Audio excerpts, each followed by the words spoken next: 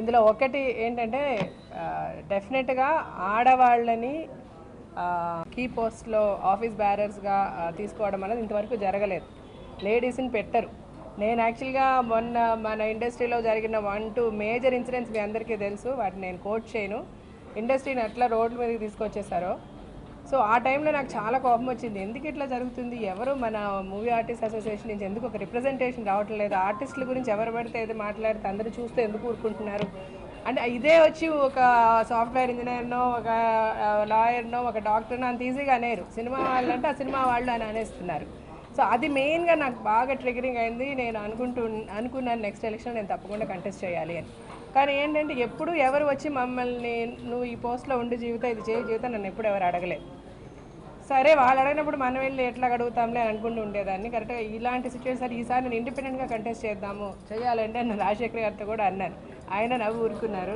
సడన్గా ఒకరోజు నరేష్ వచ్చి చెప్పాడు, ఇట్లాగా నువ్వు జనరల్ సెక్రటరీగా ఉండు Jeevitha, because we need a voice. Ladies side నుంచి ఒక వాయిసే లేదు మన అసోసియేషన్లో. లాస్ట్ టైం జయసుధా గారు అనుకున్నాము, వెరీ అన్ఫార్చునేట్ షీ లాస్ట్. సరే అలా చెప్పిన వెంటనే నేను బట్ యాక్చువల్గా నేను ముందు దీనికి ఎంటర్ అయినప్పుడు ఎనానిమస్గా ఉంటుంది అనుకున్నానండి. బట్ ఇది ఎనానిమస్గా లేదు. ఎందుకు లేదు అన్నదానికి డిఫరెన్స్ ఆఫ్ ఒపీనియన్స్ అందరికీ ఉంటాయి. తప్పులు అందరం చేస్తాం, మంచి చెడు అందరిలో ఉంటుంది. అందరూ అన్నీ కరెక్ట్గా చేయలేము. సో అందుకని వాళ్ళు ఏదో ఇంతకుముందు ఉన్న వాళ్ళు సరిగ్గా చేయలేదు, మేము వచ్చి ఏదో చేసేస్తాము అన్నది అలాగని కాదు. డెఫినెట్గా అందరికీ అవకాశం అయితే రావాలి. అవకాశం వస్తే కదా మనం ఏం చేయగలుగుతామో తెలియడానికి. మళ్ళీ అదే మెంబర్స్ అదే వాళ్ళు కంటిన్యూ అయితే then when will we get a chance. So అది అనానిమస్గా అండర్స్టాండింగ్కి రానందువల్ల ఈ పోటీకి దిగాల్సి వచ్చింది. మాలో ఎవరికి ఏమి ఎనిమిటీస్ లేవు, మేమందరిమీ ఫ్రెండ్సే. రేపు ఈ ప్యానెల్స్ అన్నీ ఉండవు కదా, ఎగ్జిక్యూటివ్ మెంబర్స్ ఇంతమంది, జనరల్ సెక్రటరీ, జాయింట్ సెక్రటరీ ఇలా ఉంటాయి. అందరూ కలిసే రేపు పని చేయాల్సి వస్తుంది, అందరం కలిసే పనిచేస్తాం. బట్ ఏమైనా ద ఫస్ట్ మోటివ్ ఈస్ మాని ఒక రెస్పెక్టబుల్ ప్లేస్లో పెట్టాలి. మూవీ ఆర్టిస్ట్ అసోసియేషన్ అంటే అందరూ సెల్యూట్ చేసే విధంగా, ఆ మూవీ ఆర్టిస్ట్ అంటే గౌరవంగా ప్రతి ఒక్కరు, అంటే నాట్ మన ఇండస్ట్రీ కాదు, ప్రతి ఇండస్ట్రీలో ఆల్ వాక్స్ ఆఫ్ లైఫ్లో ఉన్న వాళ్ళు కూడా చూసి మనకు ఒక నమస్కారం పెట్టాలి. మూవీ ఆర్టిస్ట్ అసోసియేషన్ అంటే టక్కని పిలిచి ఒక పొలిటీషియన్ అవనివ్వండి, ఎవరవనివ్వండి, ఎంత పెద్ద లెవెల్లో ఉన్న వాళ్ళన్నా వచ్చి ఆ రెస్పెక్ట్ ఇవ్వాలి. బికాస్ ఈరోజు ఈవిడ చెప్పేది చాలా కరెక్ట్. ఎందుకంటే కొంతమందికి మన ఇండస్ట్రీ అంటే ఒక చిన్న చూపు. అది కాదండి. మేము మనుషులే, మేము వచ్చి కష్టపడి పనిచేసి ముందుకు రావాలని వచ్చిన వాళ్ళమే. సో ఎవరికి ఎంత విలువ ఉందో అంత విలువ మా ఇండస్ట్రీకి కూడా ఉంది. ప్రతి ఒక్కరికి సెల్ఫ్ రెస్పెక్ట్ అనేది చాలా ఇంపార్టెంట్ అండి. నువ్వు రోడ్లు ఊడ్చేవాడికైనా he'll have his own self respect. దానిని ఏదైనా ఒక ఇష్యూ వస్తే టక్కని మూవీ ఆర్టిస్ట్ అనేస్తున్నారు, అది ఉండద్దు.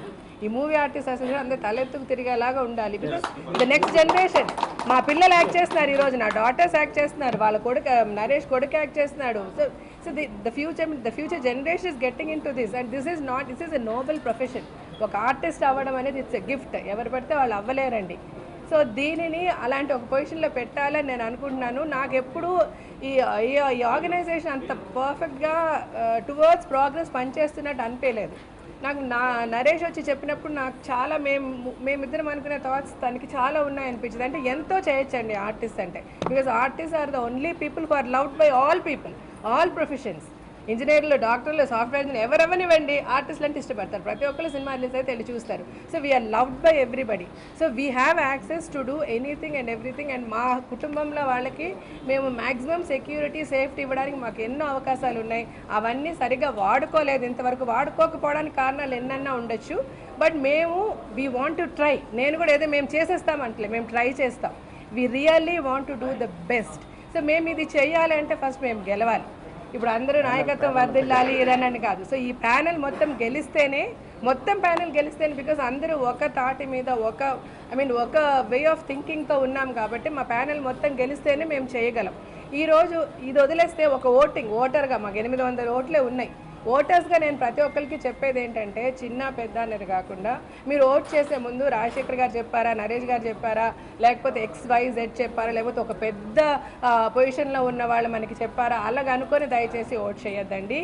ఎవరు పని చేయిస్తారు, ఎవరి వల్ల మంచి జరుగుతుంది, ఎవరికి అవకాశం ఇవ్వచ్చు అని దయచేసి ఒక క్షణం ఆలోచించి ఓట్ చేయండి. ప్రతి ఒక్కరు కొంతమంది అనుకోవచ్చు నా ఒక్క ఓటే కదా, ఎవరో పలానా ఆయన చెప్పారు ఆయనకి వేసేద్దాం, అలా దయచేసి వేస్ట్ చేయదండి. Even single vote matters. మీ సింగిల్ ఓట్ వల్ల నిజంగా బాగా పనిచేయగలిగే వ్యక్తి రేపు గెలవకుండా పోవచ్చు.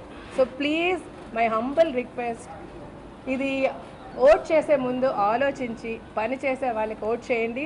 నేను రాజశేఖర్ గారి తరఫున, నరేష్ తరఫున, ఇక్కడ మా హోల్ ప్యానల్ తరఫున I can promise, I can assure you that we will try to do the best.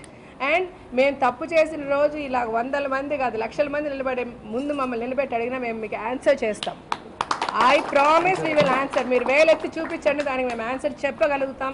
అలాంటి సిచ్యువేషన్లను మేము మాని పెడతాం, అలాగే మేము పని చేస్తాం. మా పనినే కాదండి, మా అకౌంట్స్ కూడా ట్రాన్స్పారెంట్ గా ఉంటుంది. ప్రతిదీ మా పని అంటేనే ప్రతిదీ ఇట్స్ లైక్ ఫర్ ష్యూర్. అంటే ఎంతమంది ముందు నిలబెట్టినా నేను వచ్చి ఆన్సర్ చేస్తాను, తను ఆన్సర్ చేస్తాను, మా ప్యానెల్లో ప్రతి మెంబర్ ఆన్సర్ చేస్తారని మేము తప్పు చేశామంటే. సో ప్లీజ్ నేను ఇప్పుడు ఒకటే అడిగేది, గివ్ అస్ ఎ ఛాన్స్. ఒక ఛాన్స్ ఇచ్చి చూడండి. Let's show you what we can do. Thank you so much. త్వరలో ప్రెస్ మీట్ పెడతాము.